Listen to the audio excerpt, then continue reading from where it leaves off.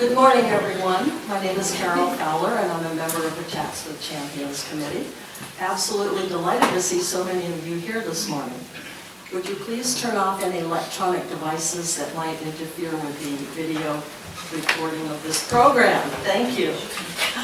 After today's program, the next chats will be March 3rd with Peter Behrens. His new book, Carry Me, will be released February 23rd, so you will be among the first people to hear him speak about his new book. Those of you who heard him previously know what a treat he is. His first two novels, The Law of Dreams and The O'Briens, were published by the Planet. Very well reviewed also. Today, we are so pleased to welcome Kate Schaffer and Mrs. Black Dinah Chocolates, just in time for Valentine's Day. I'm sure most of you know Black Dinah makes fine chocolates, truffles, and also sipping chocolate.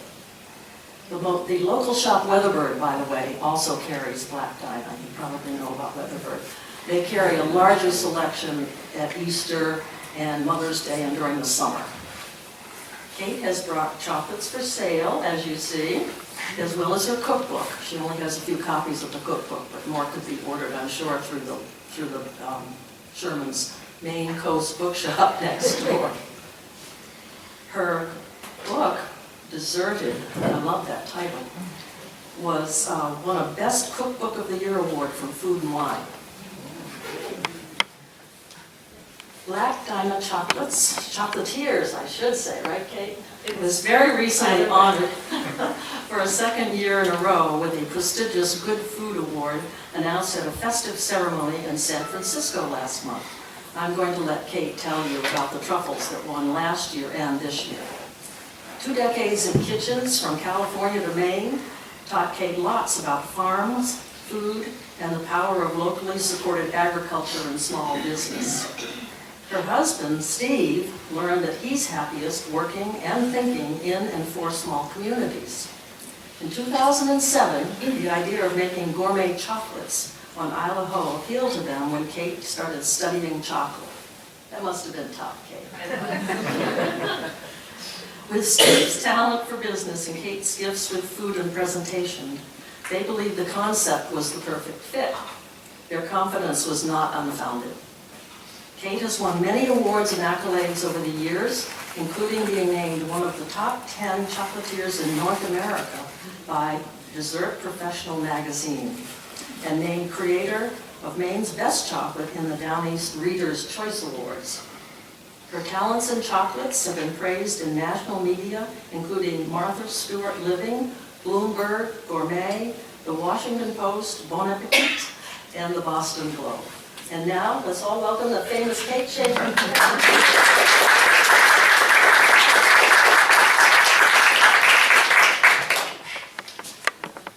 Thank you, and thanks for showing up today. It's lovely to be in your beautiful town, especially with a little snow on the ground finally. It's really, really pretty. Most people ask me when we meet, how did you ever get started doing this? And rather than just tell you right now, I'm going to start by reading the introduction of my book. So if you're not familiar with it, it is a cookbook, but it's also a book of essays about life on Isle of Ho. And I think it'll be a good start for our talk today. Okay?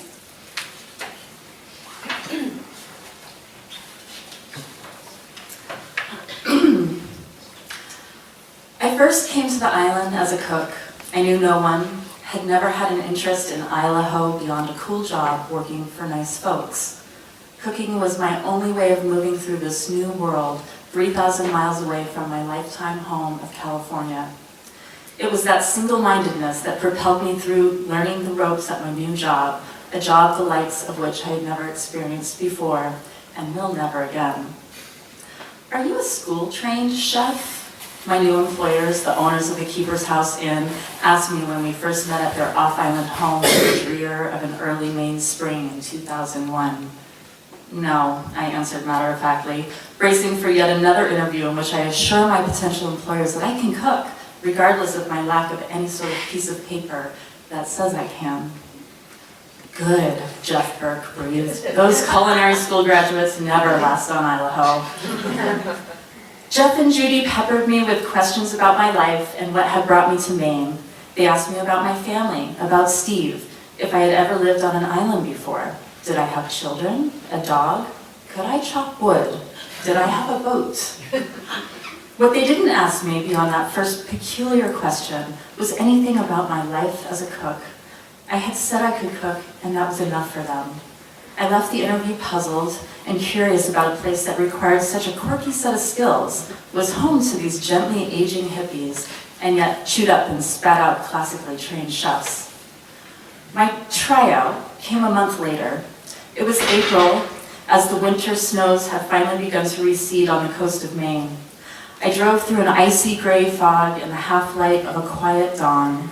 My dog, an immense Akita Lab mix, rode shotgun with her nose out the window in the morning air. I found my way unguided through the tiny fishing village of Stonington to the deserted wood plank dock and onto the morning mailboat, headed for Idaho. Just gonna take a sip of water here. I think I'm coming down with a little bit of a cold, so my voice is a little not as strong as it usually is.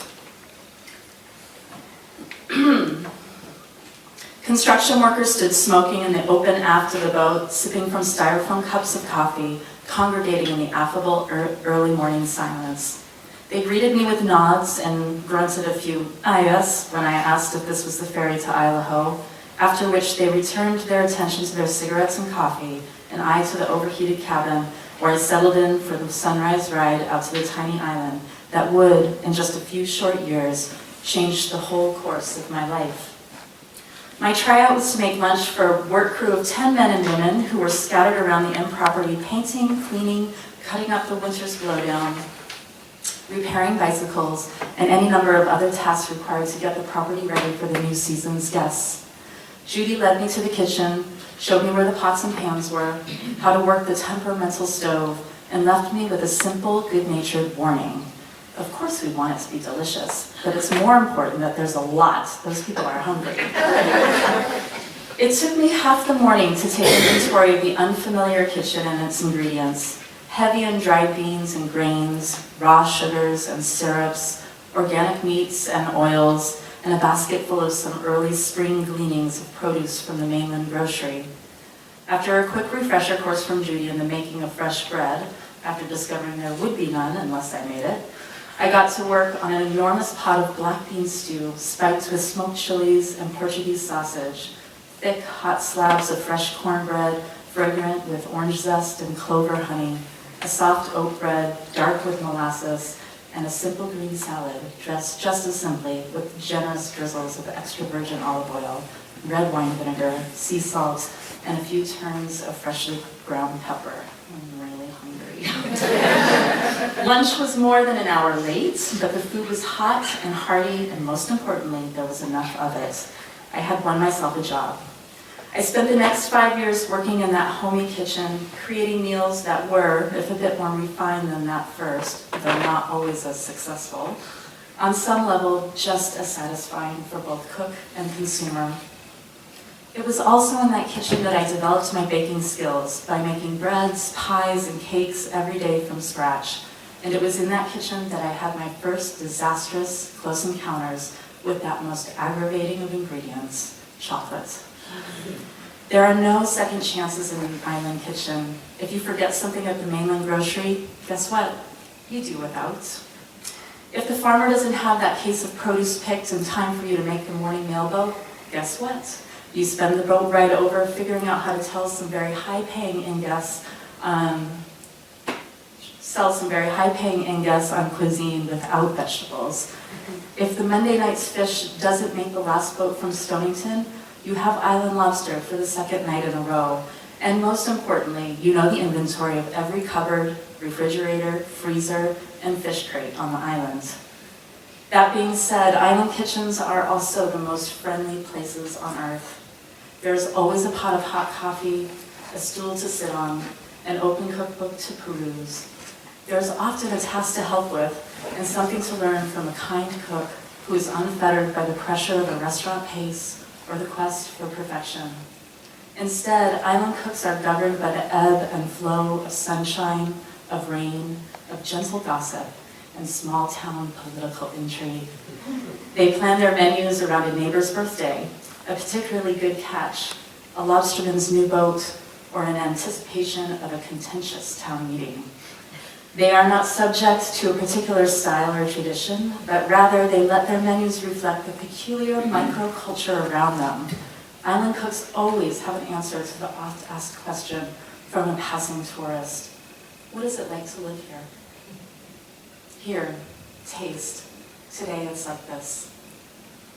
In early 2005, Jeff and Judy announced that they would be retiring and closing the inn at the end of the coming season. I received this news via a crackly telephone conversation in the kitchen of our rented cabin on Idaho. At the time, Steve and I had been navigating our first island blizzard, a whipping snowstorm that left us trapped in our home with frozen pipes and which had us melting snow for drinking water and morning coffee. The news and the situation were further aggravated by the fact that my aging dog was quickly fading to the pain of bone cancer, and we were facing the surety of her death in the coming days.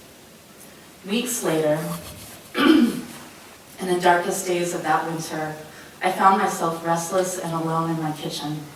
Steve had been spending the weekdays working on the mainland while I stayed on the island to write and take reservations via phone and email for the inn's last season. I often turn to my kitchen cupboards for comfort. Somehow, the time and focus it takes to make a meal from scratch eases my mind. But at the time, I had no appetite for hearty dinners. Instead, I craved a small bite of something, a morsel with a perfect balance of crunch and softness, of sweet and buttery, and of something else I couldn't quite put my finger on. I tried cookies and biscuits, ice cream, cake. Too much, too little, too sweet, lacking the ingredient I couldn't quite place. And then I stumbled upon a recipe for chocolate truffles I had torn from the pages of Gourmet magazine years before. I'd wanted to try it for the in-guests, but the complicated, untried recipe always got shuffled out of my weekly rotation of well-tested standbys. That recipe took over my tiny cottage kitchen one long winter night, an alchemy of chocolate and cream, butter and egg yolks, transformed into a satiny slab of pudding-like ganache that sat atop a pleasingly chewy chocolate brownie base. After allowing the slab to set in the refrigerator, I carefully cut the entire thing into 1-inch cubes, and voila, like magic, I had a neat little pile of my very first chocolates.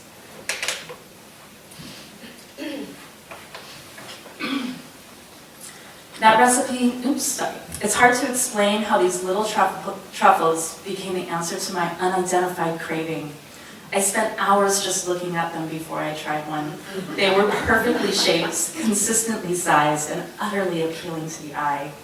At first glance, they all looked exactly alike, but on closer inspection, each seemed to express its own tiny personality. I twisted each one into a small square of parchment, then wrapped them in colored tissue paper and tied them with twine. And it wasn't until I had them all packaged for delivery that it occurred to me to try one of the remainders. That it was delicious wasn't a surprise. That it was what I had been wanting all those weeks was. I ate one and I felt better. A lot better. And so I guess in many ways that's when the seed was planted, that very visceral and emotional reaction to an ingredient I had never thought much about. In the season that followed that winter, chocolate found its way into the many dishes at the inn, both sweet and savory. And then it found its way onto my list of possible futures on the island, and then it was the only thing on the list. And then my life began to take shape around it.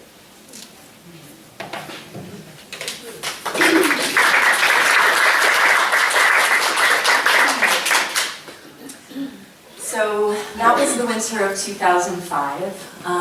In the summer of 2007, Steve and I opened our cafe on the island and introduced Black Dinah Chocolates to the 20 people that were waiting outside the door.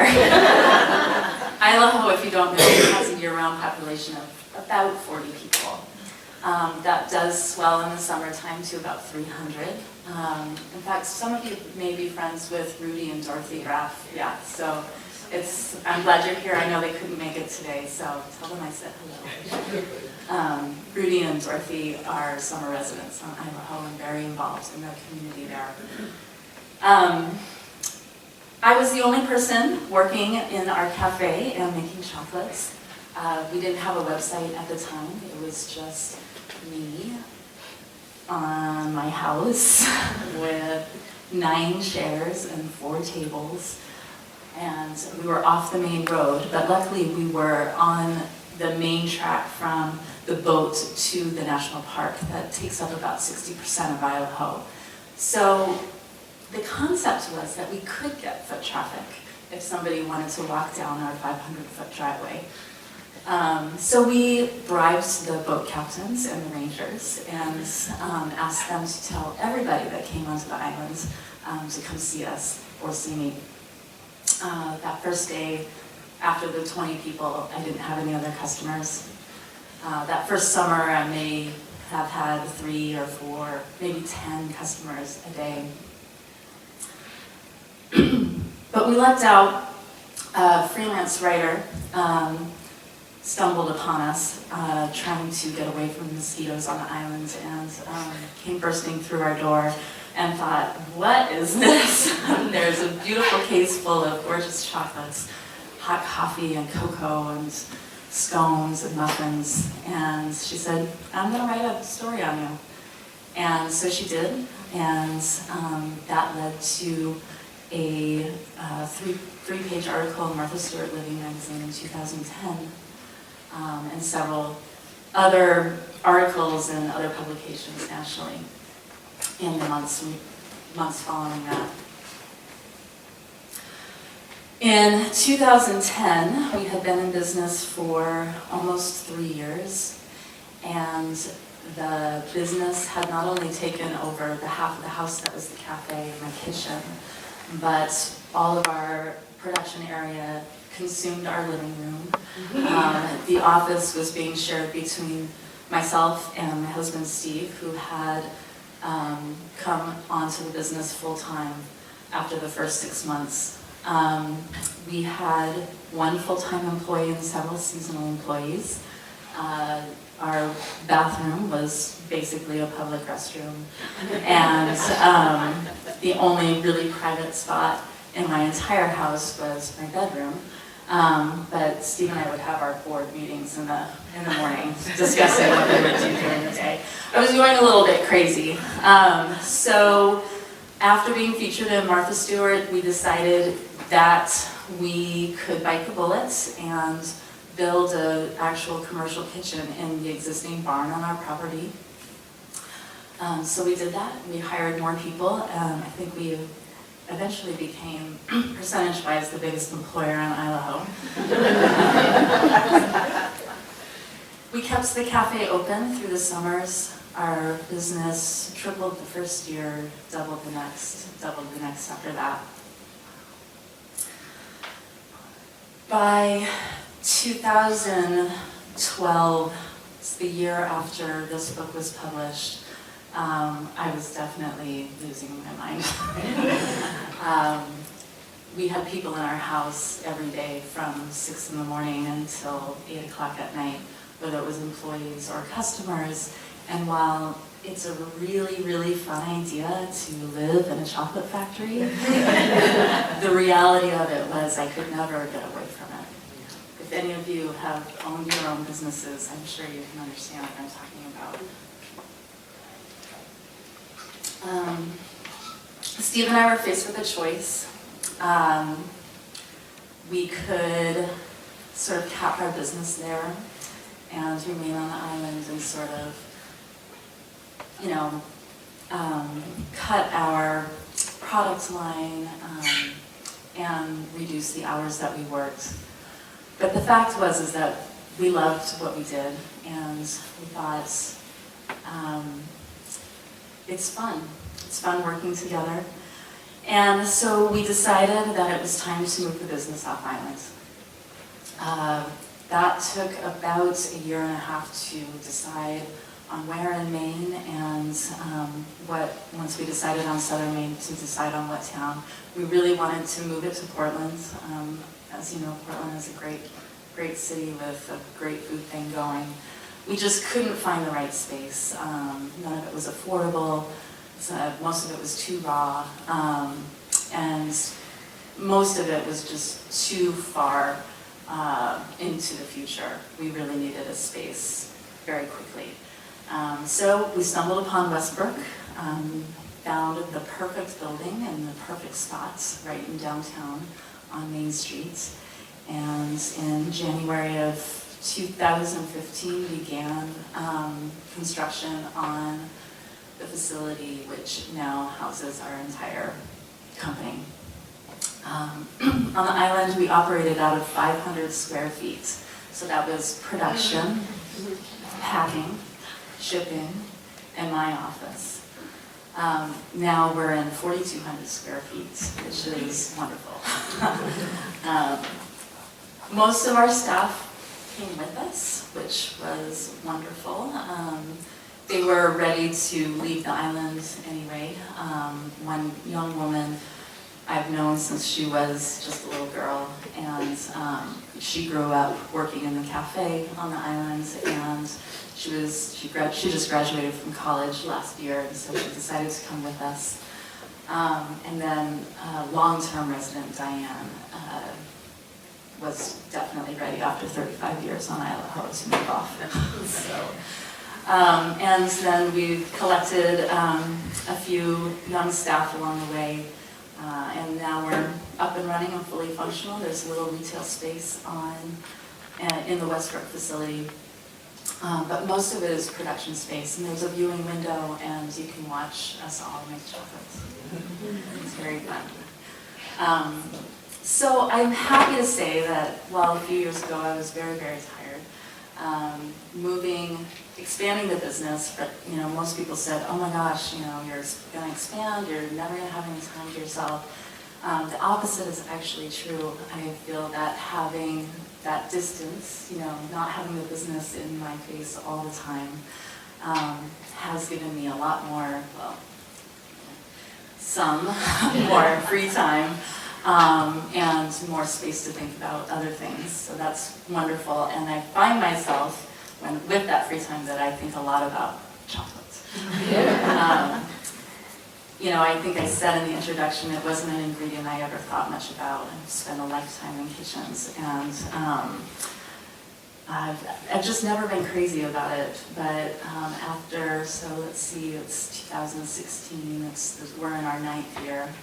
I love chocolate more now than I ever have. Another very oft-asked question is, are you sick of it? Absolutely not. I can always find something about chocolate. There's so many different kinds and so many different confectioners that's new and different and grabs my interest. So that's where we are now. I would love to open up for questions or comments. Yes? Might you describe to us the 2 truffles that won the Good Food Awards last year, please? Thank you. Yeah. I know, I'm such a bad marketer. A few years ago, we were invited to enter something called the Good Food Awards, which was started by a woman named Sarah Wiener, who is a food activist out of San Francisco. The idea of the awards is to celebrate regional foods that are responsibly and sustainably produced. It's a really complicated judging system, but basically the criteria is you need to know the source of every one of your ingredients. And one of the things that we take pride in at Black Dinah, and is really our specialty, is knowing the people that we get our ingredients from, either from face-to-face or using long-standing companies like the company that makes the chocolate that we use. We actually know the family, or in the instance that we use chocolate from Venezuela, It's from a company that has been around for a long time, that uses cooperatives and no pesticides. They don't clear cut, So these are our values, and we were invited to enter these awards because of our values.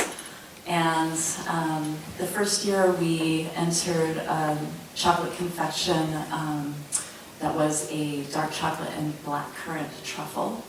The blackcurrants were grown actually on Idaho, and as a neighbor, across the island neighbor, brings us 20, 30, 40 pounds of them to us every summer, and we trade them, of course, for cafe goods and chocolate. And we thought, well, this is a perfect match, so we entered that one as well as a couple of others, but the blackcurrant truffle, which we called our cassis de resistance, actually won the award last year. And this year we entered our Maine Mint truffle, and the mint is from Snell Family Farm in Buxton, Maine. And that won this year. So, very happy. We just got back from San Francisco a couple weeks ago. We went out to this ceremony. They have a big gala, and everybody who's anybody in sustainable food scene is there. And Alice Waters squeezed my cheeks and gave me a kiss. Proud moment. So actually I did bring, we actually now have a special collection that has both the mint and the cassis in it, and I did bring those today to sell if anybody's interested. Yes? How about the name of the company, Black Dinah? Where'd that come from? So Black Dinah is the name of a mountain on Idaho. And our house is at the base of that mountain. So if you're sitting on the deck at our cafe in the summertime, you can look up to the peak. I call it a mountain. It's really just a rock. But it takes 5 or 10 minutes to walk up to the top of it, and it's a lovely spot. In the back. How much of an online presence do you have, and can people order? Yes. Thanks for asking. So our business is primarily online. When we launched our website in 2007, which was the year we started the company, but we launched it in December, 2 weeks before Christmas, which is actually really the worst time to launch a website for chocolate. So Steve and I were both working, and we had gathered email addresses all summer and worked really hard. We thought, we could totally make, chocolate is the busiest time is in the winter. So we launched it 2 weeks before December, and Steve and I didn't sleep. I mean, we just made and packed chocolate constantly. Our website has gone through many different manifestations at this point. I think we're on our 5th website. Hopefully this one is sort of the final one for a while. It's a beautiful website. I encourage you to visit it, blackdinahchocolatiers.com. Our web sales account for about 65 or 70% of our business. Really, it was the only reason why we could operate from Idaho.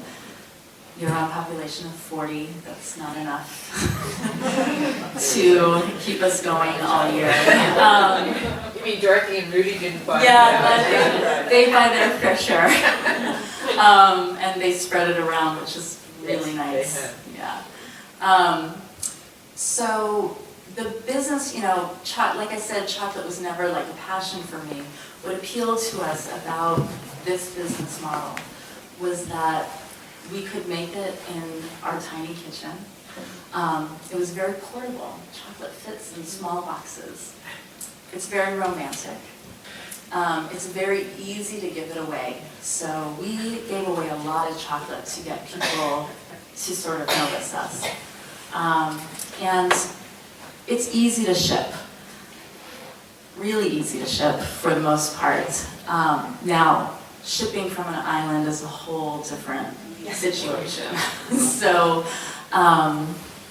having a web-based business, particularly in the worst weather months of the year, are your busiest times. We've had some major adventures trying to get chocolate off the islands, including getting up at 3 in the morning to shovel out from a blizzard. The barn kitchen was about 150 feet in back of my house, and it would take us 2 hours sometimes to shovel out the door.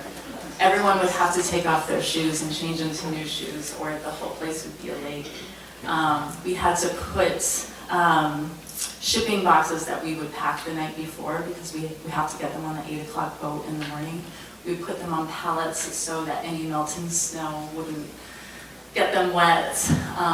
And then we'd have to navigate the roads of Idaho. By 8 o'clock in the morning, sometimes they're cleared, sometimes not. But the grade down to the town landing is very steep and often very icy. So some very harrowing deliveries backing down the town dock, where we would back up to the winch. We would winch the packages off the trucks and then into the boat. And that's when the boat was running. So sometimes it wasn't. So yes, most of our business continues to be online. Shipping is a lot easier these days. We can now ship pretty much every day of the week except Sunday. On the islands, we could only ship Monday, Tuesday, and Wednesday. So it's really changed a lot for us. Our wholesale is growing, but we continue to really want to be a direct-to-customer business, and the website really allows us to do that. We do have a small retail space in Westbrook, as well as a store in Blue Hill, Maine. Thank you. Yeah. When you first started working with chocolate, other than everything, what did you find was the most frustrating thing about working with chocolate? Yeah, okay. Well, if you have ever melted a bowl of chocolate chips over maybe some hot water on the stove, and you take that bowl off the saucer, and a little drop of water from the pan falls in, all of a sudden your chocolate turns into something from outer space. It's totally unrecognizable, really crumbly and dry. Yeah? Okay. Sounds familiar? Yes. So that's called seizing, and there's not a whole lot you can do about it, and I did that a lot. So I guess my education in chocolate was really about screwing up over and over and over again. I mean, doing things like that. I'm pretty sure, I'm going to say this and then I'm going to go back to work this afternoon and do something really disastrous, but I'm pretty sure I've made every mistake in the book, and I've done it more than once, more than twice. I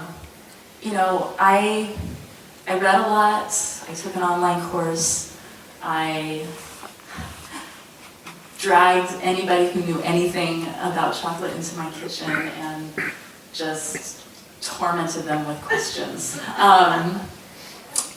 But I didn't really have access, I couldn't go to a chocolate factory. I mean, I was on the island, I was busy in the summer and kind of isolated in the winter. So I'm an experiential learner for sure. And one thing about making mistakes is that, especially when you're working with limited resources, whether it be money or time or the fact that you just can't get any other ingredients, is that you learn how to fix mistakes and you learn it really well. And I think, now that I'm training new chocolatiers in our business, young people who are terrified of screwing up, it's kind of a challenge getting them to sort of make all the same mistakes that I did, because I think that's really the best teacher. I can only tell you so much, but getting into the kitchen and getting to know in a very intimate way this ingredient that is sometimes going to be your best friend and other times going to be your worst enemy. And to really feel those things all the time continues to be the best way for me to learn about it. So, yeah. Is chocolate a commodity, or does it come from different areas and have different characteristics? Yes, that is an excellent question. So cocoa is a commodity, all right? So the cocoa bean comes from the cacao tree, which only grows in a small band 20 degrees north or south of the equator, all right? So there's not too many places in the world. So some of the bigger chocolate companies that you have heard of buy the beans and have them shipped. So the bean is the commodity. The chocolate that we use is actually grown, harvested, produced on the same estates that it's grown on. So that's called a single source chocolate. And the reason why we use it is because, much like wine, the cocoa bean takes on the flavor of the earth and the air and the other flora that surrounds it. So most of the chocolate that we use is grown and made in Venezuela, in a single region there. And then the other kind comes from Peru, also single source. And, excuse me, I lost my train of thought there. But you'll see a lot in the stores around, single source from Ecuador, single source from Guatemala.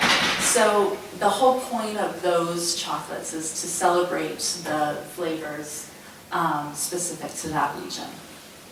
Does that answer your question? Okay. I think you had a question. I did. Yeah.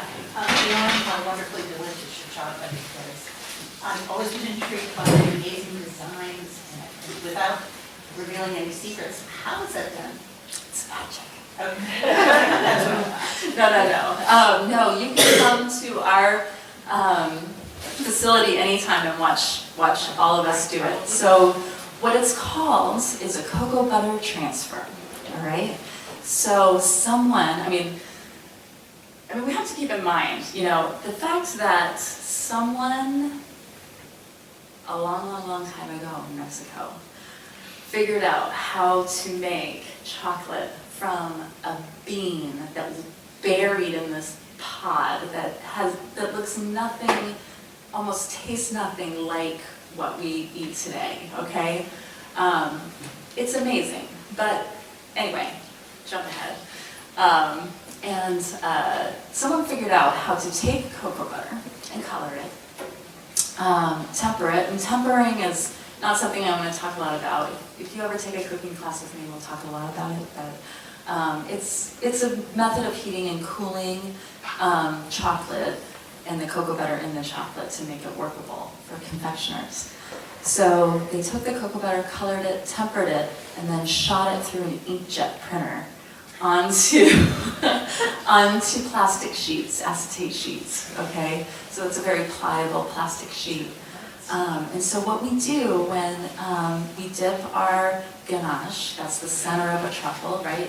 We dip it into our chocolate, and we take that cocoa butter printed sheet, put it cocoa butter side down on the wet chocolate, and let it cool and crystallize completely. And what happens is the colored cocoa butter bonds with the cocoa butter on the chocolate.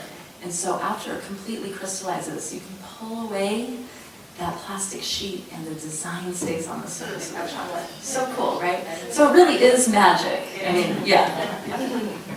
Yes. My next question is kind of a follow-up to what you said. Do you give cooking classes? I do, and we will be offering more in the new facility. It's a great place to have a And cooking would that class. be on your website? Yes, it will always be on our website, our Facebook page. So if you do follow Facebook, we make sure you like our page and a lot of updates on there like that. Yes. When the chocolate comes to you from Peru or Venezuela, Is it like a big box of, a big hunk of chocolate, or? Yeah, so as chocolate becomes, how shall I say this? Well, yes to all those questions. So it used to come to us in a huge block. I mean, it looked like, again, something from outer space and very unattractive. A big block that weighed about 50 pounds, and we would sort of hack away at it. But now, particularly the stuff we get from Venezuela, comes in two forms: bricks, 1 kilo bricks, and it really does, when it arrives at our door, look, I mean, they wrap it in styrofoam and plastic wrap, and everyone thinks we're getting a shipment of drugs, which is sort of true. But they come in 1 kilo bricks, or in something called palettes or discs, little pieces of chocolate. And so that comes in like 11-pound boxes. And we use both kinds. Depending on how we're tempering our chocolate in order to use it, sometimes it's easier to use the big bricks, sometimes it's easier to use the discs. So, yes. Now that you've found a level of success and come on shore, are you planning on staying a boutique business or expanding, or have you been approached by larger companies? Approached by larger companies. I don't know, Hershey or something. Oh, God, no. I see where you're going. Well, let me just start. Because we're an online business, our market is definitely national. In fact, outside of Maine, most of our business comes from California. We really would like to continue to be a direct-to-customer business, which makes us small, you know? We really enjoy the customer contact. And, you know, part of what just keeps me completely thrilled about continuing to do what I do is seeing somebody smile and they take a bite of chocolate. It's pretty great.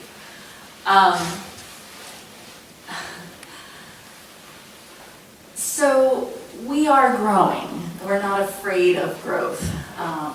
But it has to be, and this has always been our belief, organic, you know, and sustainable.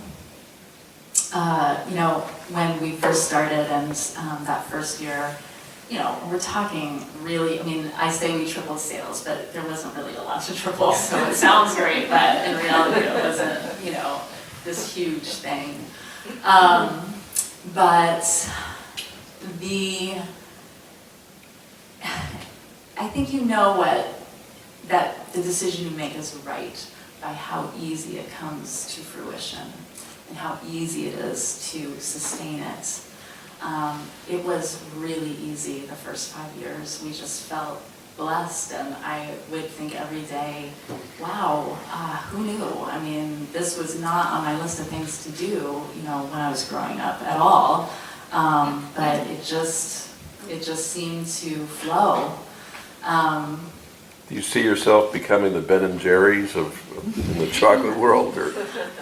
I don't know. You know, I'm not the visionary.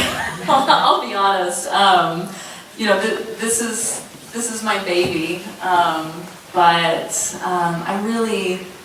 I think about products and food and, you know, how to manage our team and stuff like that.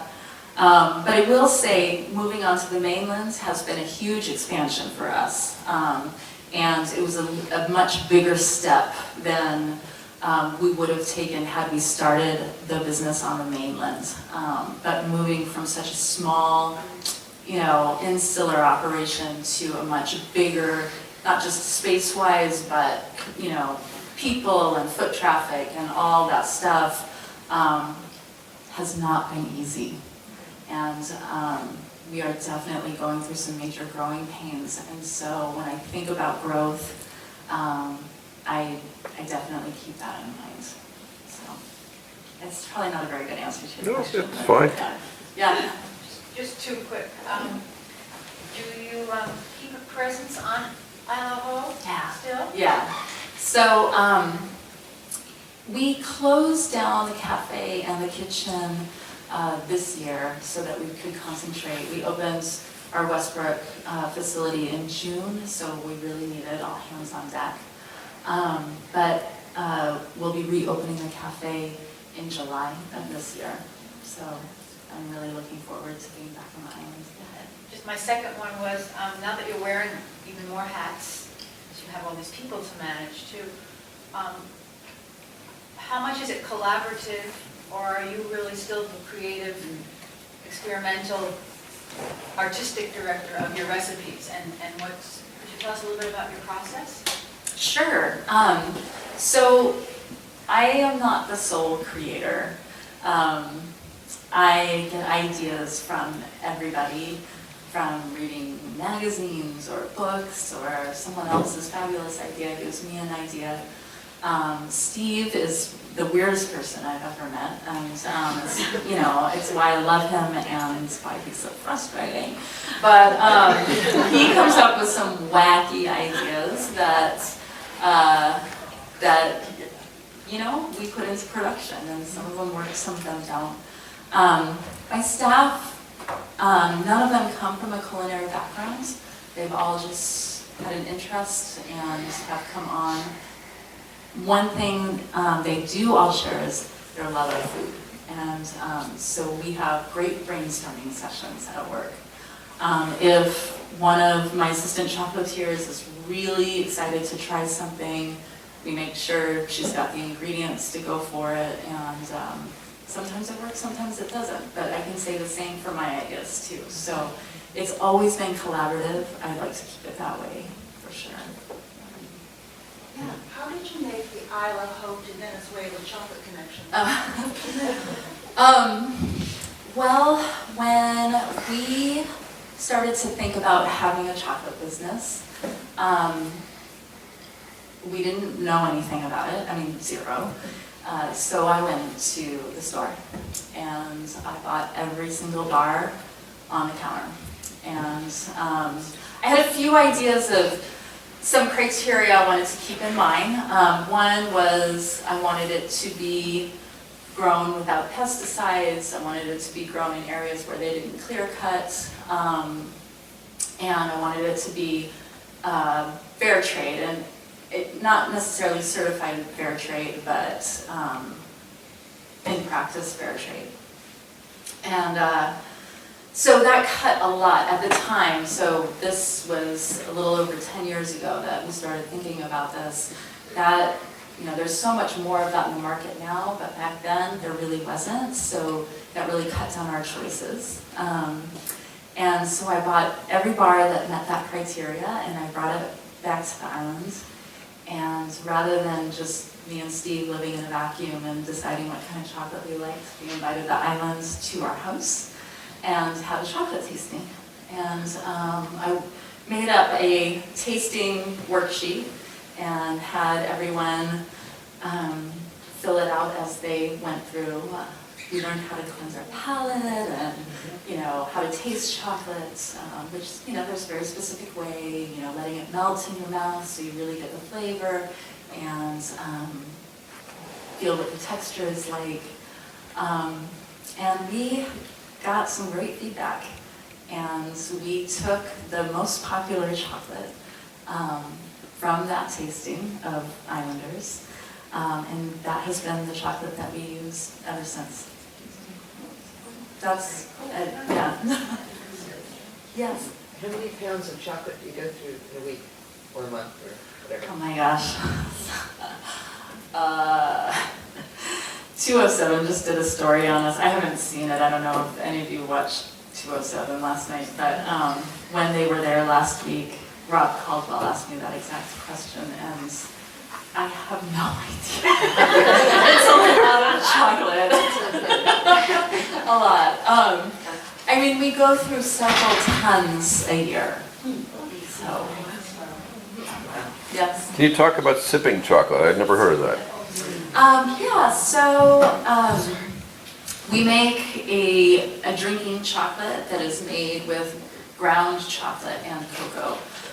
So the difference between cocoa and hot chocolate is that hot chocolate is made with actual chocolate and all the other things that's in it. So there's cocoa in it and cocoa butter and sometimes sugar and usually an emulsifier. So hot chocolate or sipping chocolate is usually a little thicker and heavier than cocoa.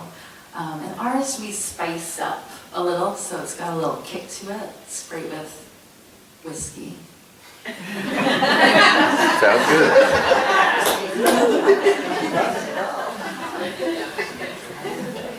Any other questions? Yeah. Have you ever made Maine candy, which is made with potato needles? I've always wanted to. Well, I made them last weekend, and I've shipped them all out to my kids, and Darn. it's a lot of work. Yeah. Yeah, making confections is a lot of It work. is. Yeah. I would love to try making needles. I actually, a friend of mine on the island has a recipe from her great-grandmother, and she shared it with me, and it's still in my back pocket. So it was a good experience for you. Yeah, Yeah. I've made it. Were they usually delicious? Every year, and this year at Christmas, I didn't have time. My kids said, "Will you do it for Valentine?" So I did. Nice. Yeah. Yes. Did you bring any sipping chocolate with you today? No, but we could look in the trunk of my car for the whiskey.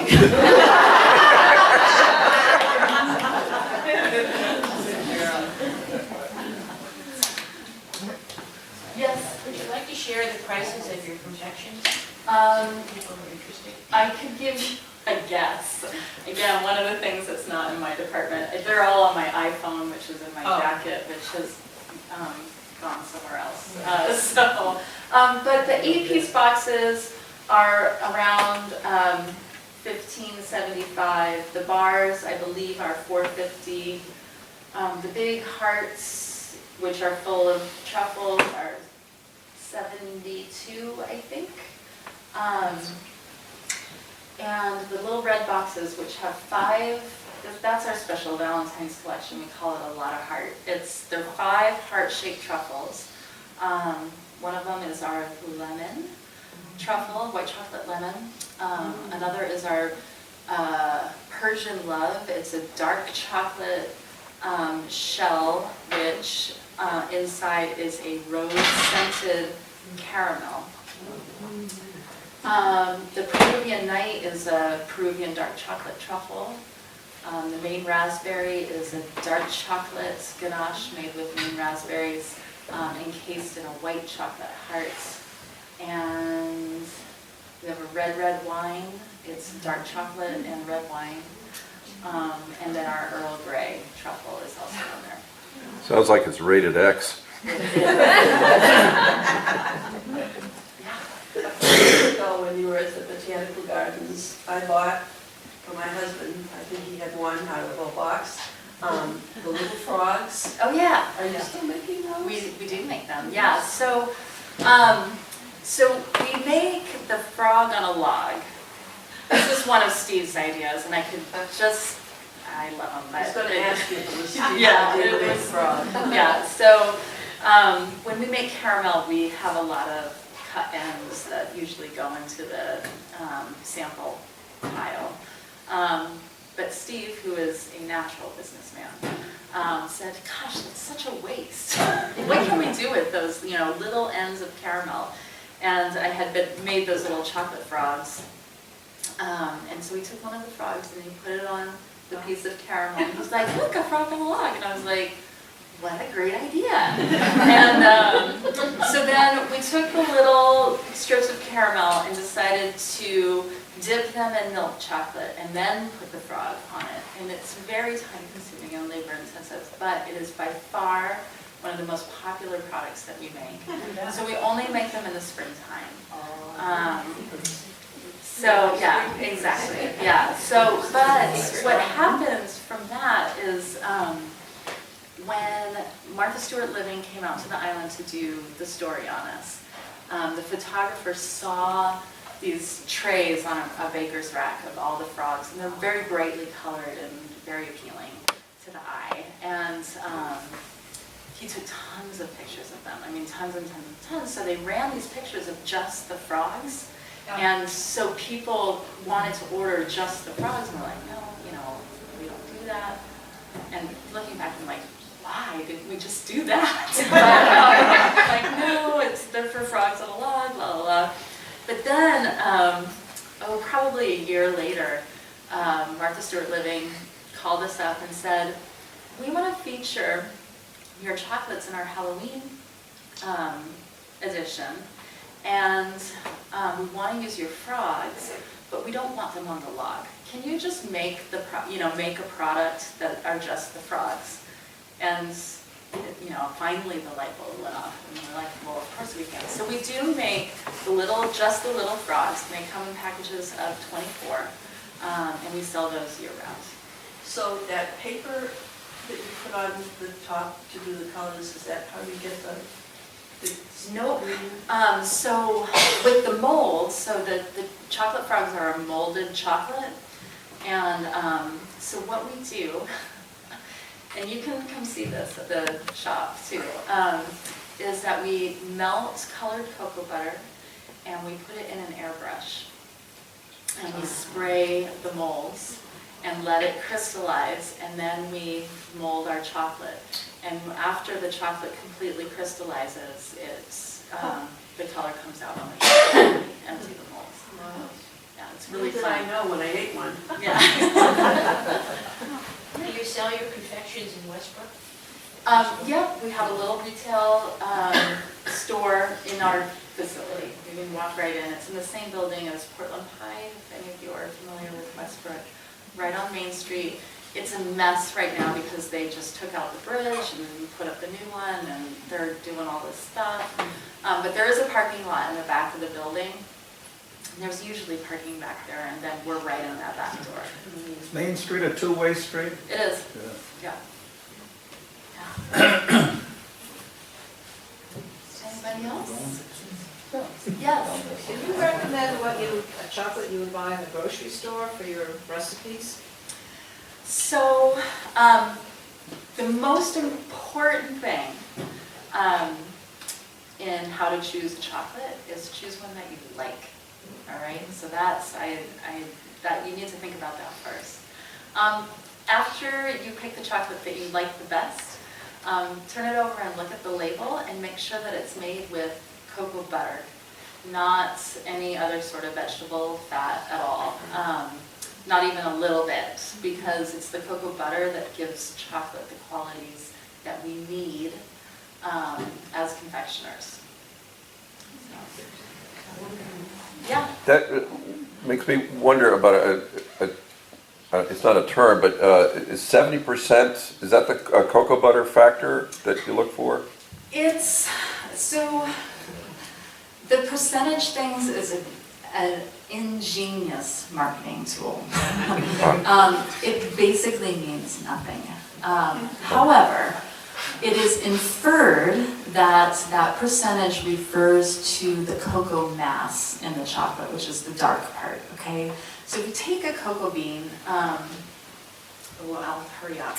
I just saw the time. Anyway, a cocoa bean is, after it's roasted and conched, that's ground very, very, very finely until it's basically a liquid, something called cocoa liqueur. It's basically comprised of two things, cocoa mass and cocoa butter, okay? Cocoa powder is a byproduct of making cocoa butter. Cocoa butter is extremely valuable, obviously, for making chocolate, but also in cosmetics. So that is really the most valued product of the cocoa bean. So cocoa powder is a byproduct of that process. Shall we thank Kay?